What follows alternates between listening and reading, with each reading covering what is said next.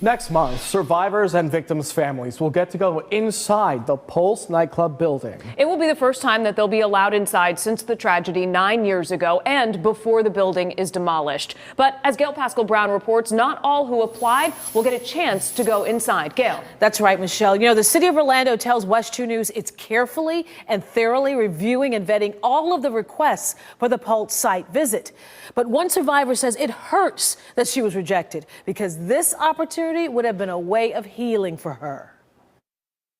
Was that emotion, like the shame, the fury, the anger, then the sadness, and I just started bawling and bawling, and I think I've been kind of bawling ever since. Pulse survivor Darilise Torres was shocked and upset after getting a rejection notice that she could not take part in the private visit inside the Pulse nightclub before it's demolished and construction of the permanent memorial begins. I took it as the opportunity I needed to fully heal or have a complete picture of what happened there. There's some gaps there that still are going through my mind. She said the city sent her this email, which said in part, survivors were identified through historical records from the One Orlando Fund and in coordination with law enforcement. Unfortunately, your name does not appear on those records, and we're truly sorry that we are unable to accommodate your request to enter the building. The private visit is set to happen June 12th through the 14th, 9 years after that nightclub tragedy. The deadline was May 8th for survivors and victims' families to apply.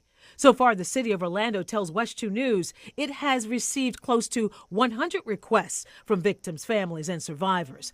A city spokesperson says, as we continue to vet the requests from families and survivors, 8 individuals expressed interest, but after review did not meet the criteria of having been cross-referenced with law enforcement and the One Orlando Fund distribution list. Representative Anna Eskamani of Orange County. I first want to acknowledge how sensitive and difficult all of this is. But she has concerns, too. I am concerned that if you're relying primarily on the Orlando Fund and law enforcement, that people are going to be missed. As for Torres, she says this is not the first time she's been rejected. You know, when they did when they did the applications to choose committee members for the memorial, I also applied there and was denied, but I think that one did not hurt as much. But now? It's like taking away my autonomy or my own decision of how I should move forward or how I should heal from the experience. City of Orlando officials also say at this time they're still in the process of reviewing all requests for access to the Pulse site visit. Back to you, Jesse.